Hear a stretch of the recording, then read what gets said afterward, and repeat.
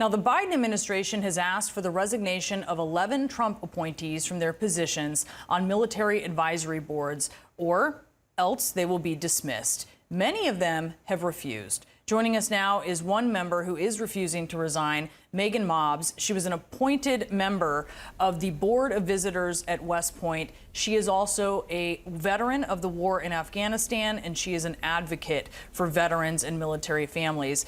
Megan, thank you so much for being with us this morning. Can you just tell us off the start here, why are you refusing to resign?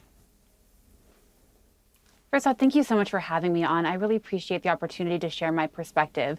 And the reason why I'm refusing to resign is it is imperative that we do not politicize our military academies. When I was first appointed to the board, there were 4 Obama appointee holdovers that were there that were serving out their 3-year terms. I was graciously welcomed. I was treated with dignity and respect.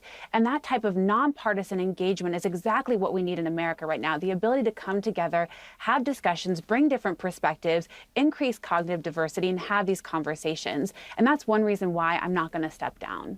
So why do you think you were asked to resign?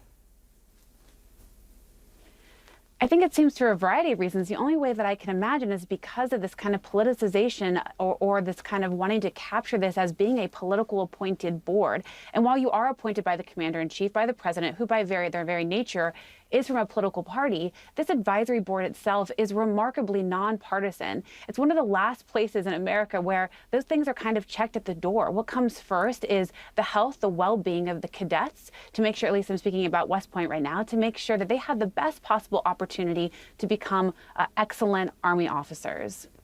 You know, let me ask you about that, because you say it's not about politicizing the board, and you say the president shouldn't politicize the military.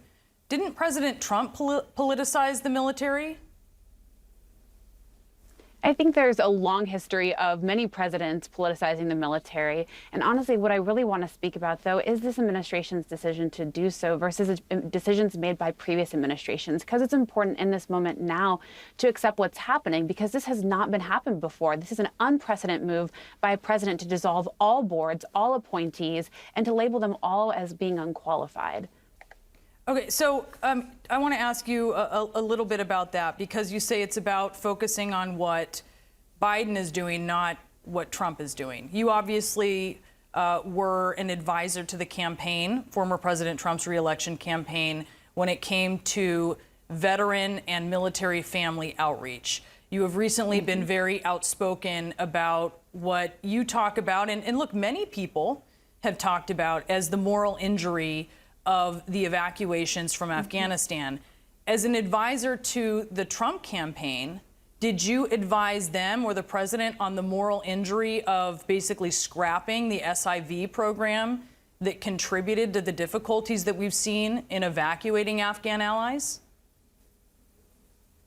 So that wasn't something that I worked on, so it'd be very hard for me to speak on that. But something that I'm often an advocate for is mental health for all of our veterans across administrations. And this is something that I think is remarkably, again, bipartisan and nonpartisan, is ensuring that the health and well-being of our veterans, of our military, and our military families are first and foremost in a variety of ways. And this includes at the VA, this includes during their period of service, and also during their period of being at the academies. It's ensuring that we're taking a proper and appropriate precautions to make sure all of those needs are addressed. So every opportunity I can to speak about making sure we are getting what I would call left of bang, ahead of any of these issues that might occur as a result of military service, I'm a very outspoken advocate for that. Yeah, look, and I'm certainly not taking away from your advocacy on that, where you talk about the importance of transitioning for military personnel and just how that can affect their mental health. You've talked about a number of issues that I think there's broad bipartisan agreement on, saying that, hey, these are things that should be addressed. You also, though, you were an advisor to the Trump campaign, and I do wonder, for instance, on that, we've seen President Trump just yesterday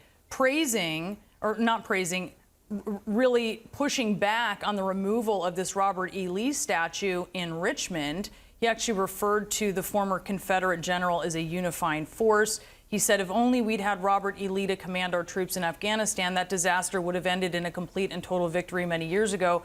What an embarrassment we are suffering because we don't have the genius of Robert E. Lee. I want to ask you about that, because as someone on the board of visitors for West Point, you're well aware that West Point is trying to figure out what to do with all of its stuff that's named after Robert E. Lee, whether it's Lee Barracks that, you or one of your, while you were at West Point, one of your fellow cadets may have actually stayed in as a dorm. I mean, what do you say when you hear the former president saying things like this?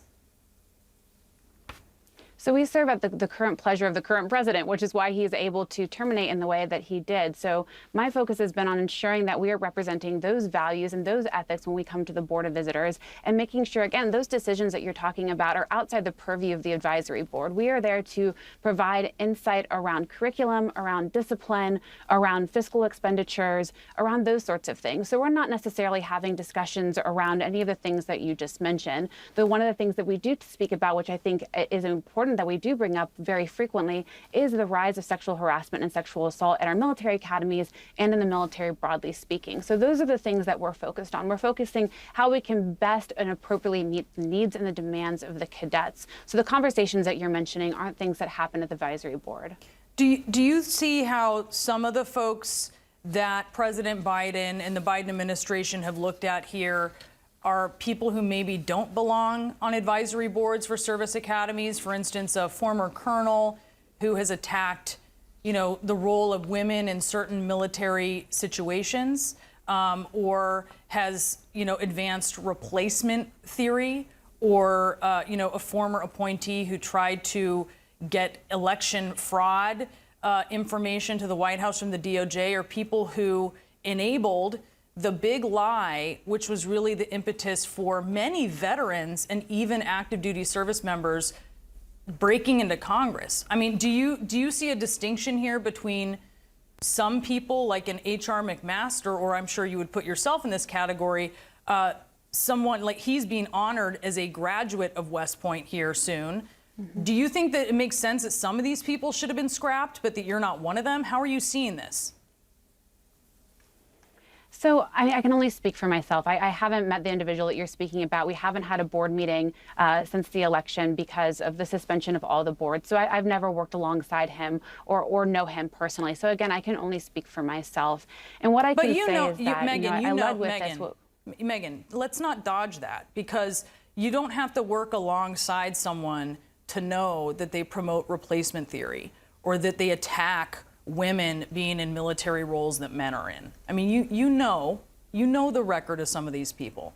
So do you think that it makes sense that some of these people would be scrapped? So I think it makes sense that any president can look at those that are appointed and make the decision to assess on an individual basis. I absolutely think the president obviously has that ability and that purview to do so. I think wholesale scrapping every appointee and throwing kind of the baby out with the bathwater it sets a very dangerous precedent, because this sets a precedent for future administrations to do the exact same thing. And it prevents the ability of what I spoke about previously, the ability for people with different perspectives that are rooted in very good intention and beliefs around the best way to serve cadets can come together and can have these discussions and have this discourse that's done in a respectful way.